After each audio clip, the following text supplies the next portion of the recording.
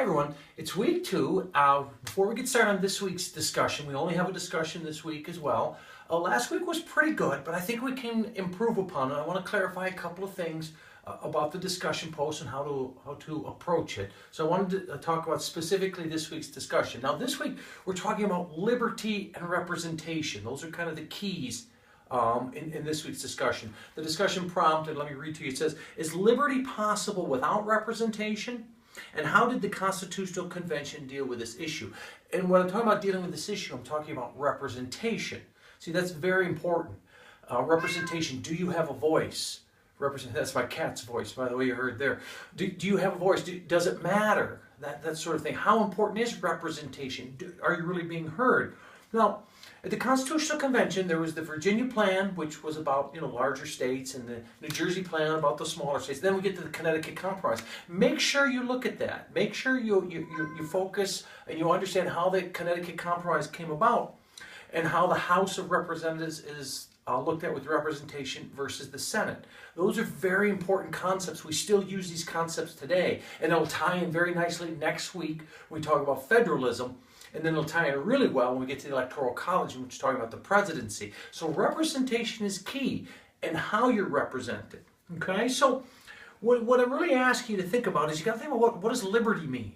What's the definition of liberty? What does that mean to you? And I would argue liberty might be a way to describe might be to say liberty is the freedom to live as you want, right? Unencumbered, so to speak.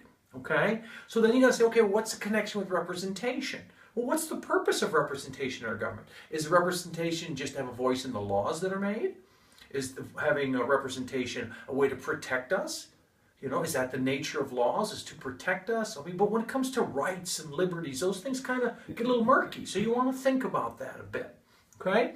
And also then, I want you to think about examples of liberty that would happen even if government didn't exist. Could you still have liberty without government?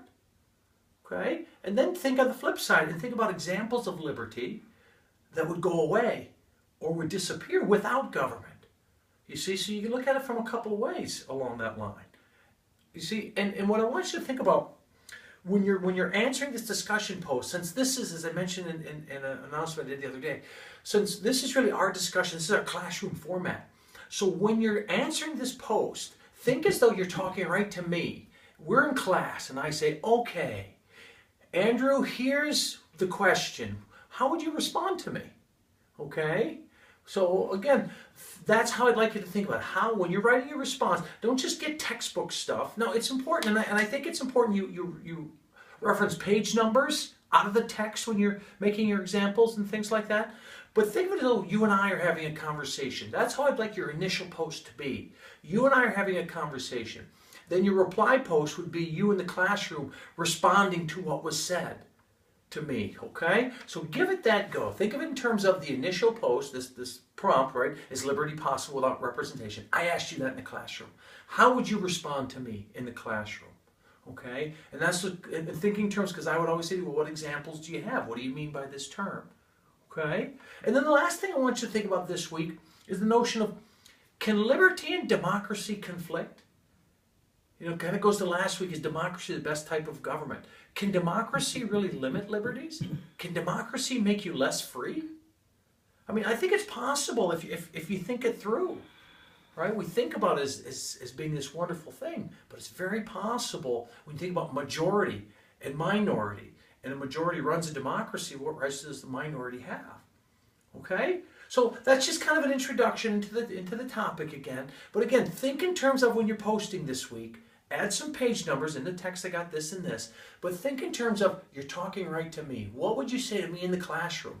And then in your reply post, what would you say to somebody in the classroom when you're reading their post, if that's what they said in the classroom to me in our discussion? How would you reply to them? Because that's what this is supposed to be, the classroom discussion online. Okay? If you have any questions, feel free to contact me. I look forward to reading your post this week and commenting to you. Bye now.